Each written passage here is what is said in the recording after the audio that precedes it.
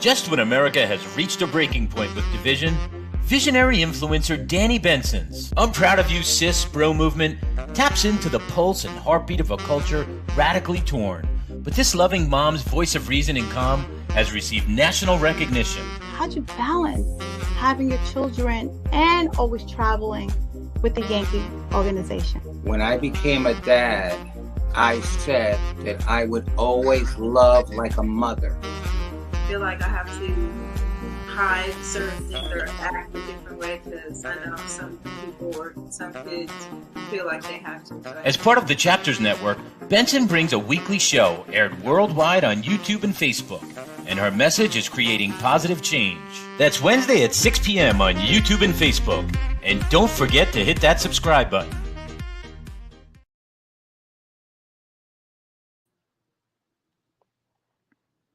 Hey, happy Wednesday, everyone.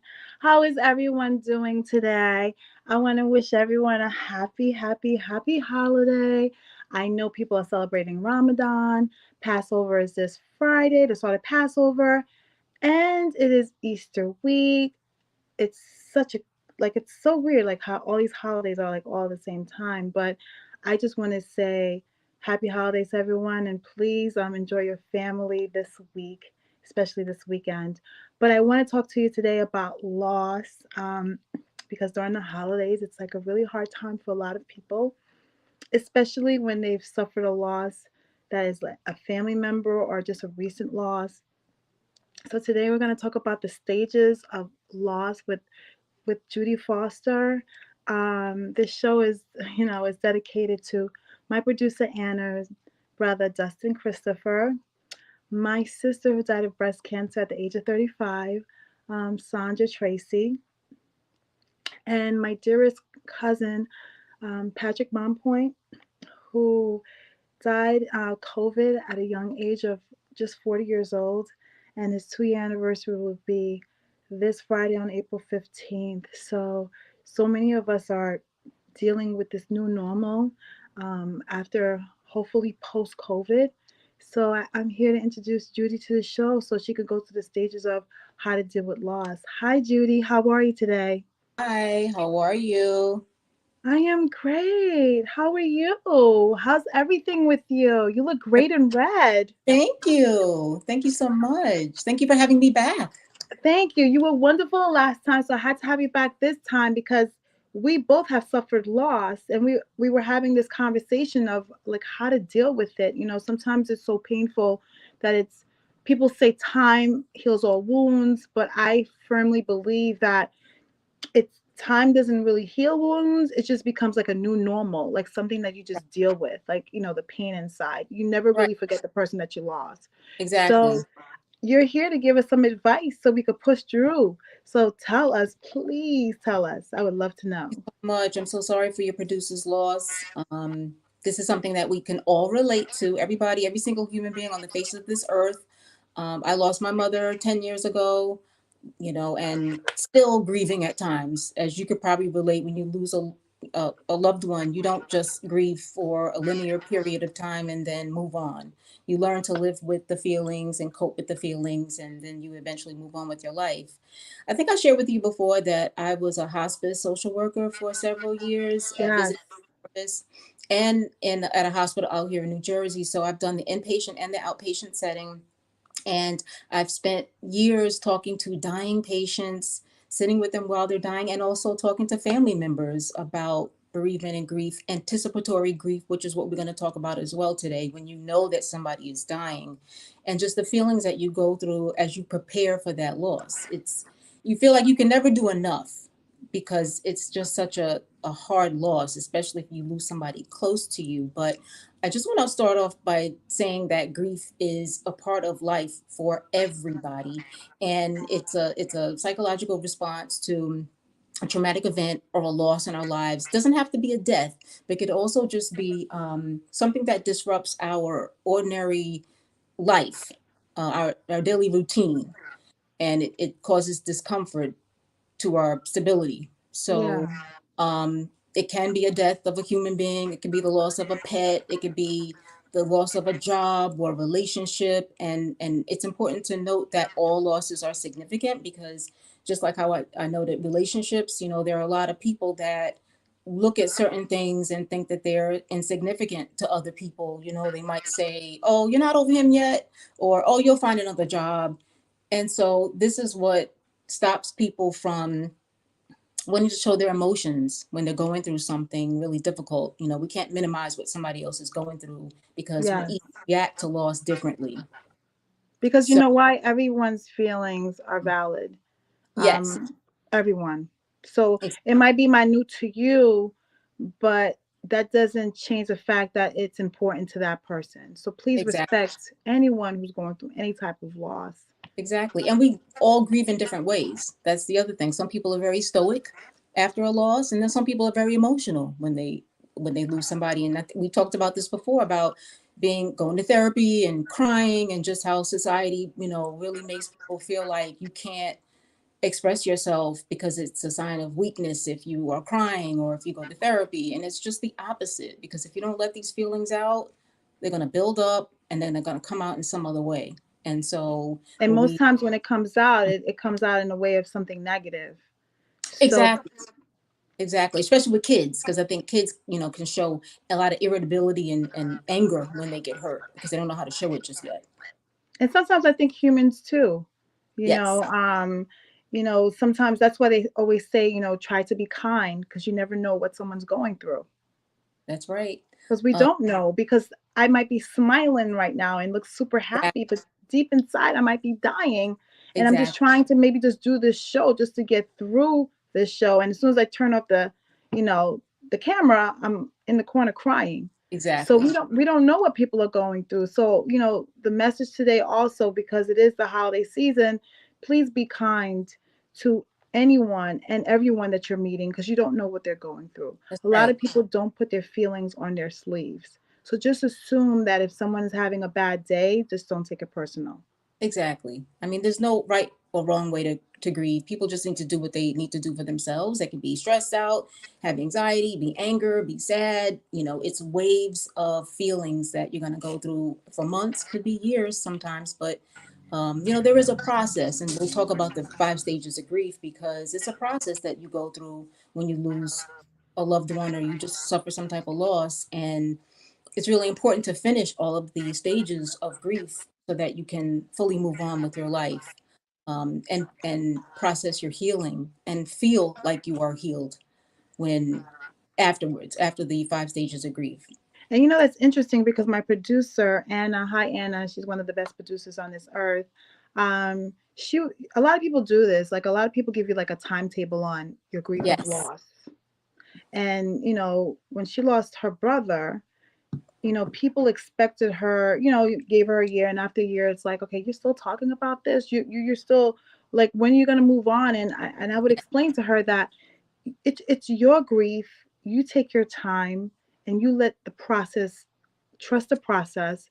And when it's time for you to smile again, it will happen. But no one has like a clock. Nothing is set to say, okay, a year from now, you should be at this place. No, everyone has a different like marathon race that they're dealing with when it comes to grief. Some people get over grief the next day, like 2 days from now, they're like, right. okay, I'm fine. And other people take years. So that doesn't make you, something is wrong with you if it's taking you a long time. Exactly, exactly. You have to listen to yourself and not let other people judge you or put you on a timetable, of where you should be, because nobody else can relate to that. Um, So I'm going to go over the 5 stages of grief. The first one Yes. being denial, because think about when you first hear that somebody's gone or you lost a job or whatever, you are in denial, which is a defense mechanism that acts as a buffer when you have unexpected, shocking news happen to you. And you don't want to believe it because it hurts to accept a loss. So you don't want to believe it. You're in denial and you won't believe it. Sometimes people don't believe it till they see their loved one's body in the morgue. Um, so denial is the first stage, and anger is the second stage, where after we realize that there's a loss, we're angry. We're angry. And again, I feel like all of these are defense mechanisms, because it's anything other than sitting with your thoughts and knowing that there's a loss, knowing that this person is gone. So your brain is it tries to rationalize what's going on in the outside world so that it can make you feel better. So if I get angry and I blame somebody else, I don't have to deal with these feelings right now. So anger is the second stage of grief. And people could be angry at themselves, at the person they lost, if it's a loved one that died, and at God. People are mad at God because they feel like God took that person away.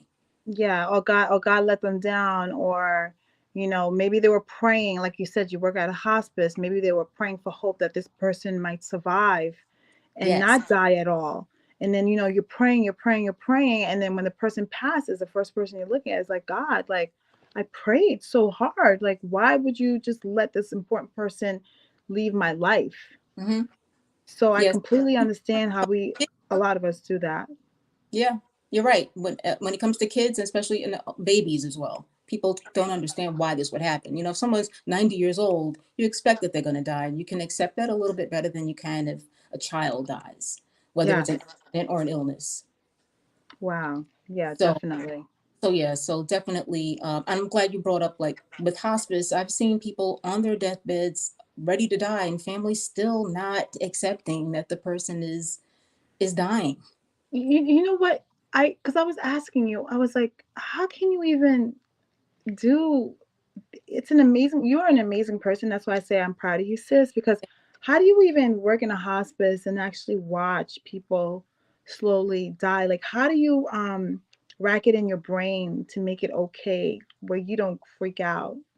Yeah, it's not a job for everyone. A lot of my social work colleagues say that hospice is not an area they could work in, and I didn't think I could work in it either years and years ago, but it wasn't until after my mom passed.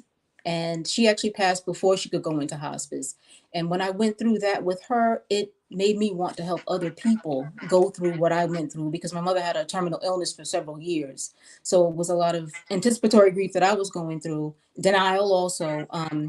And so when I went through that with her and was able to get through it, I wanted to help other people get through that as well. And it is very difficult because I've been with people when they've actually passed, and I've been with family members who are distraught and besides themselves, and it's really, really difficult. So not everybody can do that. There's so many different facets in social work, and it was just something that I enjoyed because I really loved being there for people and helping them get through the healing process. But thank you for asking. Yes. So okay, so after anger, what is the next stage? So now is bargaining, which is trying to negotiate to get the person to come back, whether it's from a death or a loss of a relationship. And a lot of times people bargain with God. If you just bring them back, I'll do this. If you Really? get this job back, I'll do this. And it's just another part of the brain trying to rationalize, to keep the pain away for as long as possible. I don't want to Because accept, yeah, the person is because gone. I guess the brain is trying to not Yeah. want to Yes. understand that this is going to be if it's a death, it's a permanent thing. You know. Exactly. Exactly. It's upsetting. It hurts, and nobody wants to feel that. So the brain is trying to still keep hope alive that something can happen and this person can come back. And what's the next stage after bargaining? Next is depression, which is where Wow.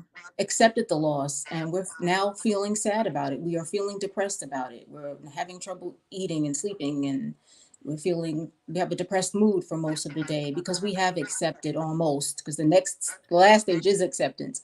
We're about to get there. So we're about to say, okay, I accept it. Fine. I have to live my life. And you mentioned the new normal, because that is what happens when we lose something, or a loved one. Is now it's the new normal. How do we cope without this person in our lives anymore? How do we go on, especially if it's a partner?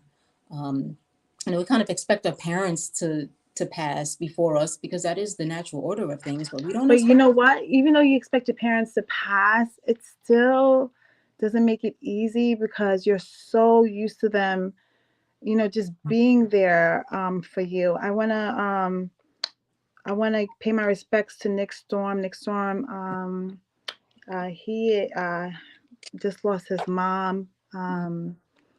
And I know how it feels to lose a mom. There's nothing in the world. I mean, Judy, we talk about this all the time. Like, there's nothing like having a mom. And even Yes, though if your mom nags you to death and annoys you, or sometimes you can't stand her, it's only because she loves you. So I tell people all the time, if you have a mom, please call your mom or your dad or your loved one. And even if they get on your nerves, or especially the ones that you're not talking to, that's right. life is unpredictable. We None of us know when we're exactly going to die, like the moment, the second, the day.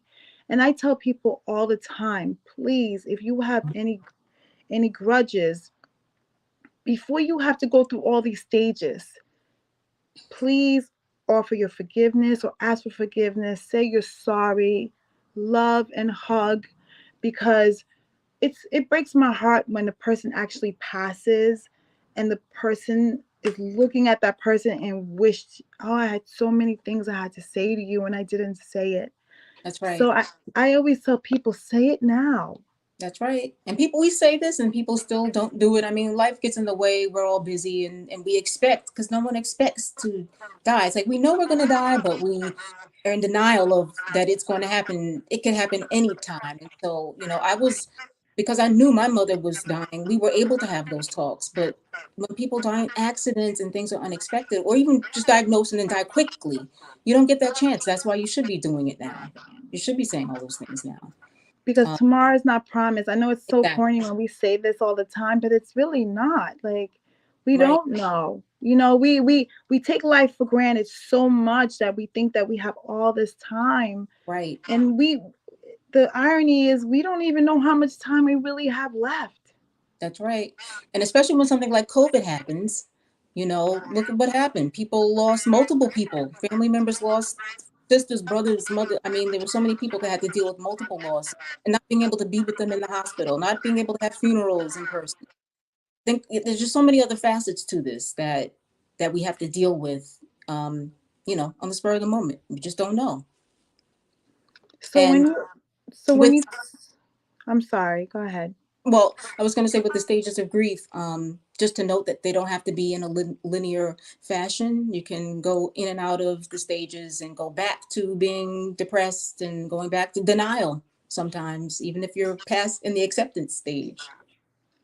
Yeah, because I was going to ask you that, can those stages be interchangeable? Because sometimes you go from denial to depression, and then you get angry after you depress because you're like, so it's good to know that, this is not, it's not like an exactly 1, 2, 3, 4, 5. Like, everyone processes those stages differently. Yes. And processing them in a healthy way. I tell people try to avoid drugs and alcohol when this is happening, because all it's doing is covering up. It's not You're not going through the healing process and allowing yourself to heal if you're doing drugs and alcohol or using something else as a quick fix. It's a pill people think they can just take, and I'm over it. And I don't want to deal with it because it hurts. But you can't do that, unfortunately. You can, but what happens is a year later, I don't care if it's 10 years later, it's going to come back at some point if you bottle it up and don't let your emotions just naturally come out, which includes crying and other things. I mean, I wish every day I wish a pharmaceutical company could just make that pill that can just cure a heartbreak, just like they make Alka-Seltzer to cure, to help with your heartburn. I wish they can create a pill that can deal with your heartbreak, because loss is just so, it just takes a toll, out of you. It's just an emotional thing, especially when you're never going to see the person again, or especially when this is final. So it's not only a death, it could be a divorce, it can be a separation of a relationship, it could be, you've had an argument and you decided you're going to go separate ways. Loss is something that you need to go to therapy and talk about if you are finding it hard Yes, to, not to say move on for the grief, but actually functioning through your day. right. If it's changing your function through your day, I think more. I think on a DSV-4, the psychologist book, if it's more than 2 weeks or something like that. Hmm. Right. And that's important to differentiate between depression and bereavement, because we know why we're in bereavement. But depression, you could just have a chemical imbalance, and there are other criteria of, feeling worthless and suicidal for 2 weeks, and it interfering with your daily living. Um, so two different things, but bereavement can lead into depression. It's just that you Depression. be impaired for a period of time for clinical depression to be diagnosed with someone. So, and you brought up the holidays too. Mother's Day is coming up, and other Ugh. holidays. People go Father's in. Day is coming up. It's just, it's just, and these holidays come up year after year after year, and it's like you miss these people, your loved ones, so much. And I just wanted to like ask you, what can you do to prepare yourself for loss? Is there anything that you can do? Like, I'm all about preventative, like, not that you could prevent the loss, but is there anything that you can do to just maybe accept it? Because one thing I know is we're all going to die. Right, I mean, that's the one fact that I know for sure. We're all going to die. We just don't know when. So, is there anything that you could do to prepare yourself for when that time does come, or you can't even prepare? right. It's hard to prepare because even if we do prepare, it still hurts just as much. And you made a good point about telling people that you love them, reaching out to people before things happen, because I think being proactive with that, you may be left with little or not as much regret if something were to happen to someone, which is, regret is just so prevalent with grief because everyone has it. You always think that there was something you could have done better or something you could have said, and maybe you could have prevented it. But that's not true. So right now we need to just tell the people who are in our lives that we love them and be grateful for life while we have it, because we never know what's going to happen. And especially if you do know someone is ill, that's the time to start talking to them, making arrangements, and it just feels a little bit better if you can do that. I know that you lost your mom and you knew she was going to eventually die. So, how did you prepare yourself for that loss? We talked about it. I was lucky enough that we were able to talk about it. And remember, I told you my mother was a psychotherapist, so Yes. we tried Talk to do about your feelings. good. I mean, it still was very hurtful afterwards, but we were able to actually talk about it, and we had And a then couple. I don't want to get into your conversation, but Mhm. just to generalize, what did you like talk about? Like when you're watching your mom die and she's having a conversation with you, what are the things that you maybe that can help someone that's watching the show right now? What are the things that you bring up to talk about? Yeah, one of the main things that I told her was to let her know that I was going to be okay, and that my sister and I were going to be okay. And that to me, it makes me feel so good, because the loved one, you don't want them to feel, that's where the regret is that you don't want them to not hear something before they go. So by letting her know, and every parent, as a parent, when you know your kids are okay, you're good. So that was just something really important for me to let her know. Wow, that's like great because my thing is I want to make sure they're okay. Right, right. You know what I mean? Like that's like when like just suffering like so many loss in my life. I'm always wondering, are they okay? Are they Ex- okay? Exactly. That's all you worry about as a parent. That's all you want. That's what means the most to you. So she knew that because I said it, and I felt like, okay, I'm good now. I mean, I still don't want anything to happen, but and I just believe in therapy. I'm gonna put up some resources on my Instagram, J Foster LCSW, just to, Mhm. because I wanted to do this last time as well. Just some mental health resources, also for the Black community, and a couple of hotline numbers, and just for people to know that there is a lot of resources out there when you're going through something like this. And then like loss is just it happens like in I guess in all communities because at the end of the day, we are all humans. We all bleed red. Hmm. No one is better than the other person. No race is better or religion is better because guess what? We all die. Don't Right. matter where you come from. We all die and we all suffer That's and right. we all have sadness in our hearts and we all want our loved ones to be okay like you said Right. and I respect your courage because I can't even imagine my mom dying and knowing like she's not going to be here for the next couple of months. I don't know what's better when it comes to suffering loss. I don't know if I want the instant, like, boom, like, oh my God, the person is not here no more. Or do I want the, I know she's going to or he's going to. So let me just spend my time with that person while they are here on this earth. A I great guess point. I don't know which. Honestly, I wish I could live forever. Like I always say, I'm forever young, forever 21. You Right. know, like my personality is like happy all the time. But I know eventually, like my daughter asked me that question, "Mommy, how old are you gonna be when you die?" Mm, I didn't even right. know what to say to her, Exactly. and It's I tough. feel so bad because she's so little and she's 8, and Yeah. I think it's probably like the first time I lied to her. I was like, "Mommy's gonna be here forever. What are you talking about?" I Right. couldn't. Right. I didn't even know what to say. Like it came out of nowhere. Like, mommy, because she thinks I'm 21. So she's like tackling the years. She's like, Well, you look it. mommy, what, you're 21, 22, 23, you know, and she's like, so when are Yeah. you gonna die? And I'm like, oh my God, I had to give like a far number from 21. So I said like 115 or something like that. She's Exactly. like, oh, she's like, great, mommy, we have a long time to go. And I'm like, Yeah. I And don't do it's even age know. appropriate. How do you explain that to children? Like, You how do have you to what their age appropriate for them. I mean, you don't want to scare them and tell them, because then what happens is kids then think that they're going to die. Once you start talking about how, yeah, you could die tomorrow, so could I. You don't want to tell that to a 5-year old. You want to make it age appropriate. And sometimes we'll talk about, the going to heaven or, going to sleep. It depends. Really, every parent has a different style with there's no set way to talk to your child. People have to do what they feel is right, but it's age appropriate, and that's one thing I can say that goes across the board.